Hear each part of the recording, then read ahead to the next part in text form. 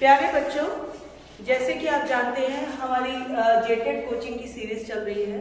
साथ में डीएलएड का और बीएड के लिए आपको इंग्लिश लैंग्वेज का जो पेडागोजी ऑफ इंग्लिश है हम लोग पढ़ रहे हैं। उसी के अंतर्गत आज का टॉपिक है प्रोस। प्रोस क्या है, प्रोस के बारे में क्या मुख्य उद्देश्य है, उसके क्या जनरल एम्स हैं, क्या स्पेसिफिक एम्स हैं, आज हम लोग सब इसी के बारे में चर्चा करेंगे। जैसा कि आप बोर्ड पर देख रहे हैं, pros is the best word in best order. यानी कि प्रोस क्या है, जब हम सही शब्दों को, अच्छे शब्दों को सही लयबद्ध तरीके से लिखते हैं तो वो क्या कहलाता है, प्रोस कहलाता है। Pros is the best word in best order. अगर हम इसकी बात करें तो what is needed for pros? Pre-planned lesson plan is needed for prose. If you are going to teach students prose, then for prose you should have a pre-planned lesson plan. Okay, and if we talk about another things, different scholars have suggested so many different type of lesson plans, but Herbertarian lesson plan is the most appropriate lesson plan that we usually used. Okay, Herbertarian lesson plan is the best lesson plan, we can say. Okay, and in lesson plan what we usually used to do, we used to write numbers, date, okay, numbers, date, class, school, and period, section, subject and topic. Like date is here, okay, then date you have written, then write school, subject, then topic. Okay, so it is followed by with the proper margin we used to write like this. ठीक है, जब भी हम lesson plan बनाते हैं तो lesson plan में हम लोग एक सटीक मार्जिन से हम लोग क्या लिखते हैं, लेसन प्लान नंबर की। जैसे कि मेरी पाठ योजना 1 है तो मैं यहाँ पे क्या लिखूंगी, लेसन प्लान नंबर 1। ओके, तो पहले पाठ योजना होती है, पाठ योजना का नंबर लिख दिया, उसका डेट लिख दिया, फिर स्कूल लिख दिया, फिर उसके बाद में आप क्लास लिखिए, क्लास के बाद में आप सब्जेक्ट लिखिए और सब्जेक्ट लिखिए, पीरियड टॉपिक लिखिए और सेक्शन, और आपका सेक्शन के साथ साथ पीरियड का भी इसमें मेंशन किया जाता है ना। तो जो भी लेसन प्लान हम बनाते हैं, पाठ योजना बनाते हैं, तो उसमें सबसे पहले हम लोग लेसन प्लान का नंबर लिखते हैं, फिर डेट लिखते हैं, फिर स्कूल लिखते हैं, फिर क्लास लिखते हैं, फिर सेक्शन लिखते हैं, उसके बाद में पीरियड लिखते हैं, फिर सब्जेक्ट लिखते हैं और उसके बाद उस सब्जेक्ट से रिलेटेड हम क्या करते हैं, टॉपिक लिखते हैं। ठीक है, अब अगर हम एम्स की बात करें कि प्रोस के क्या एम्स है, the aims we put under 2 headings. यहाँ पे हम एम्स को 2 हेडिंग्स में बांटते हैं। पहला क्या होता है, जनरल एम्स, ओके, और दूसरा क्या होता है, स्पेसिफिक एम्स। ठीक है, अगर हम जनरल एम्स की बात करें तो जनरल एम्स में हम क्या रखेंगे, टू इनेबल में किसको योग्य बनाना, बालक को योग्य बनाना कि वो अपने आप मौन वाचन कर सके। To enable students for silent reading. सबसे बड़ा जनरल सामान्य उद्देश्य क्या होता है कि बालक मौन वाचन कर सके। दूसरा अगर हम उद्देश्य की बात कर सके तो to enrich their active and passive vocabularies, कि वोकैबुलरीज का यानी कि शब्द कोश का विकास हो सके। समझ में आया कि अगर सामान्य उद्देश्य बात करें प्रोस पढ़ाने का, तो पहला क्या होता है कि बच्चा मौन वाचन सीख सके, दूसरा होता है कि शब्दकोश का विकास कर सके। उसके बाद में to enjoy reading and writing, यानी कि जब हम बच्चे को प्रोस पढ़ाते हैं तो बच्चा जो है उनको जो भी लेखन और पठन होता है उसको क्या करता है, उसको एंजॉय करता है, उसको पढ़ने में उसकी रुचि उत्पन्न होती है। अगर उसके बाद बात करें to develop their imagination power. Imagination power यानी कि कल्पना शक्ति का विकास। अगर हम बच्चे को प्रोस पढ़ाते हैं तो क्या होता है, कल्पना शक्ति का विकास होता है। ठीक है, and they become word citizen. ठीक है, यानी कि एक पूरे विश्व में वो आराम से क्या हो जाते हैं, फिट हो जाते हैं, एक वर्ल्ड सिटीजन बन जाते हैं। तो ये कुछ हमारे जो जनरल एम्स थे। और सबसे इसमें एक एम और होता है to give the knowledge of subject, ठीक है, सब्जेक्ट की नॉलेज देना ऑफ सब्जेक्ट, क्योंकि जो हम पढ़ा रहे हैं उसकी नॉलेज भी तो मिलती है ना प्रोस से, कि जब हम बालक को प्रोस पढ़ाते हैं तो ये कुछ सामान्य उद्देश्य थे हमारे, जिसके द्वारा बालक को हम प्रोस पढ़ाने के सामान्य उद्देश्य है, जिसके द्वारा बालक जो है वो मौन वाचन में निपुण होता है, उसके बाद उसका शब्दकोश का विकास होता है, उसके बाद वो क्या करता है, लेखन और पाठन को बेरुचि बढ़ती है उसकी, उसके बाद उसकी कल्पना शक्ति का विकास होता है, वो एक विश्व स्तर पर एक अच्छा नागरिक बनता है। साथ के साथ अगर क्या होता है कि बच्चे को एक सब्जेक्ट की क्या होती है, नॉलेज हो जाती है। तो ये तो कुछ सामान्य उद्देश्य है ना, चाहे आप पोएट्री का ले लो चाहे प्रोस का ले लो।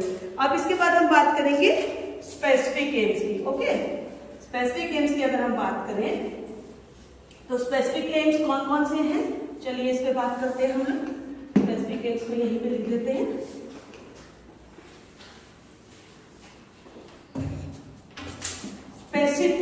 स्पेसिफिक मतलब कि विशिष्ट उद्देश्य। स्पेसिफिक से क्या हुआ, विशिष्ट उद्देश्य, यानी कि ये तो जनरली हम लोग जो सीखे वो तो है ही है। उसका अगर बात करेंगे तो इसमें है आपका पहला उद्देश्य जो है वो है, अगर बच्चे को स्पेसिफिक एम क्या है कि सब्जेक्ट मैटर को समझना, to understand the subject matter. Okay, to understand the subject matter by prose के द्वारा सब्जेक्ट मैटर को समझना, यानी कि जो भी सब्जेक्ट उसको पढ़ाया जा रहा है उसके बारे में समझना। तो जो प्रोस लेसन होता है, प्रोस लेसन कितने तरह के हो सकते हैं, डिस्क्रिप्टिव हो सकते हैं, बायोग्राफी हो सकती है, कोई प्ले हो सकता है, कोई ऐसे हो सकता है। ठीक है, जो प्रोस लेसन की अगर हम बात करें तो प्रोस लेसन कितने तरह के हो सकते हैं, डिस्क्रिप्टिव हो सकता है जो कि विस्तार पूर्वक होता है, ठीक है, उसकी या फिर जिसको हम लोग या फिर हम ऐसे बोले या फिर प्ले बोले, है ना, या फिर और स्टोरी, ठीक है, जिसमें हम विस्तार पूर्वक सब समझाते हैं बालक को सब्जेक्ट के बारे में। यही एक कैटेगरी होती है। प्ले हुआ, ऐसे हुआ, साथ में क्या हुआ, डिस्क्रिप्टिव स्टोरी। ये सब किसके अंतर्गत आते हैं, ये प्रोस की ही एक फॉर्म है। क्या किसकी फॉर्म है, प्रोस की form. It is a form of a pros, ठीक है। अगर हम बात करें और जैसे बायोग्राफी भी इसी के अंतर्गत आती है, ठीक है, बायोग्राफी भी इसी के अंतर्गत आती है। अब अगर हम बात करेंगे डिस्क्रिप्टिव क्या होता है, डिस्क्रिप्टिव या स्टोरी क्यों पढ़ाई जाती है, प्रोस के अंतर्गत आता है, स्टोरी क्यों पढ़ाई जाती है, to give the detail about the topic, ठीक है, to develop in students a love for natural objects, कि मतलब प्रकृति स्टोरियां क्या होती है, ज्यादा प्राकृतिक चीजों से जुड़ी होती हैं, है ना। एक जंगल था, पेड़ था, एक लॉयन था, है ना, देयर वाज अ जू।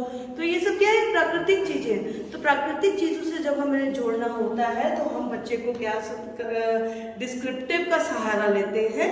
तो और उसके साथ में क्या है, बच्चों की इमेजिनेशन पावर को अगर डेवलप करना होता है तो भी हम डिस्क्रिप्टिव की सहायता लेते हैं, है ना। ये सब क्या है, प्रोस के अंतर्गत क्या है, डिस्क्रिप्टिव मतलब ऐसे, प्ले, बायोग्राफी, डिस्क्रिप्टिव स्टोरी, ये सब क्या है, ये सब प्रोस की ही फॉर्म है। प्रोस की, इनको प्रोस ही बोला जाता है ना। तो डिस्क्रिप्टिव में क्या करते हैं हम लोग, बच्चे को उसकी इमेजिनेशन पावर, उसकी कल्पना शक्ति का विकास करते हैं, क्योंकि जब आप कहानी सुनते हैं तो आप दूसरी ही दुनिया में चले जाते हैं, है ना। तो उसके बाद में अगर हम बात करेंगे स्टोरी की, तो स्टोरी में भी वही चीज है, to teach some lesson through the story, क्योंकि जब आप स्टोरी पढ़ते हैं तो उसका हमेशा एक मॉरल होता है, स्टोरी का एक मॉरल होता है। तो मॉरल से क्या है कि उनको एक लेसन मिलता है, बच्चे को एक पार्ट मिलता है, समझ में है बात को। इसी तरह अगर हम बात करेंगे टू ट्रेन स्टूडेंट्स कैरेक्टर, अगर बच्चे का चरित्र का निर्माण करना है तो हम उसको क्या स्टोरी के द्वारा कर सकते हैं, समझ में है बात को। या और अगर हम बात करेंगे कि style of story writing, style of story writing में अगर बच्चे को सिखाना है तो हम लोग स्टोरी के अंतर्गत ही सिखाएंगे, ठीक है। अगर ऐसे की बात करें तो ऐसे से क्या है, बच्चे की नॉलेज इंक्रीज होती है, it increases the two receive the knowledge, he will write ऐसे या फिर he will learn about the ऐसे। बच्चे ऐसे के द्वारा उसका क्या, निबंध के द्वारा क्या होता है, उसका जो है ज्ञान बढ़ता है ना, किसी भी चीज के बारे में आप जानते हो। उसके बाद अगर हम बात करेंगे कि ऐसे के द्वारा क्या होता है, जैसे कि सपोज मैंने निबंध लिखने के लिए दे दिया कि आप अपने गांव पे एक निबंध लिखो, माय विलेज पे लिखो, या माय स्कूल पे लिखो, या फिर आप माय बर्थडे पार्टी पे लिखो, या फिर आपने जवाहरलाल नेहरू जी पे लिखो। तो उसमें क्या आपकी क्यूरियोसिटी होगी, it will develop the it will raise the curiosity in you. आप में एक उत्सुकता होगी कि हम जाने उनके बारे में। लाल बहादुर शास्त्री जी के बारे में अगर मैं दे दूं, एपीजे अब्दुल कलाम जी के बारे में आपको ऐसे लिखने को दे दूं, तो इससे आपको क्या होगा, आप you will be curious about the subject of the essay की। जो मैंने आपको सब्जेक्ट दिया एसे का, उसमें आपकी क्या होगी, उत्सुकता बढ़ जाएगी, है ना। उसी के साथ अगर क्या होगा, आपका स्टाइल ऑफ राइटिंग तो इंक्रीज होगा ही होगा, क्योंकि जब आप निबंध लिखेंगे, खुद से निबंध लिखेंगे, तो आपका स्टाइल ऑफ राइटिंग ऐसे लिखने से अपने आप ही क्या हो जाएगा, इंक्रीज हो जाएगा। इसी तरह अगर हम बायोग्राफी की बात करें, बायोग्राफी क्या होती है, ठीक है, जैसे कि बहुत फेमस लोग होते हैं, ग्रेट मैन होते हैं, उनके बारे में अगर लिखा जाता है तो वो उसको क्या बोलते हैं, बायोग्राफी बोलते हैं। तो उससे आपको क्या लाभ होता है, अगर प्रोस में अगर हम बात करेंगे तो it will build your character, आपके चरित्र का निर्माण होगा उसके द्वारा। उसके साथ साथ आपका क्या होगा, आप डिफरेंट रोल्स के बारे में जानेंगे कि जीवन में और भी कई ऐसे कार्य होते हैं जो किए जा सकते हैं, ठीक है। तो to make students play different roles, okay. And सबसे बड़ी बात है, it will give the opportunity to self express, कि आप अपने सेल्फ जो एक्सप्रेशन है उसकी भी बायोग्राफी के अंतर्गत आप क्या है, सेल्फ एक्सप्रेशन भी कर सकते हैं। समझ में आया बात को। तो बायोग्राफी क्या हुई, बायोग्राफी हो गई कि बच्चों को महान व्यक्तियों के जीवन से रूबरू कराना। बच्चों को महान व्यक्तियों के जीवन के बारे में कहाँ से पता चलता है, बायोग्राफी के द्वारा पता चलता है। और ये सब किसके अंतर्गत आते हैं, ये सब प्रोस के अंतर्गत आते हैं। यही एक स्पेसिफिक एम है कि बच्चे को डिस्क्रिप्टिव के द्वारा, स्टोरी के द्वारा, फिर एसे के द्वारा, प्ले के द्वारा, बायोग्राफी के द्वारा बच्चे के जीवन का, चरित्र का क्या करना, निर्माण करना। Okay, to build the character of a child, to improve the imagination power, to improve the creativity, to improve the style of writing. Okay, तो ये आज हमने क्या पढ़ा, एम्स के बारे में पढ़ा। उसके बाद अगर हम बात करेंगे इसके बारे में, इसका आगे का जो पार्ट होगा, प्रोस 2 जो पार्ट होगा, वो हम लोग अगले वीडियो में पढ़ेंगे। ओके, और तब तक के लिए आप keep watching that my channel and please like, subscribe, है ना, and share also. Have a good day.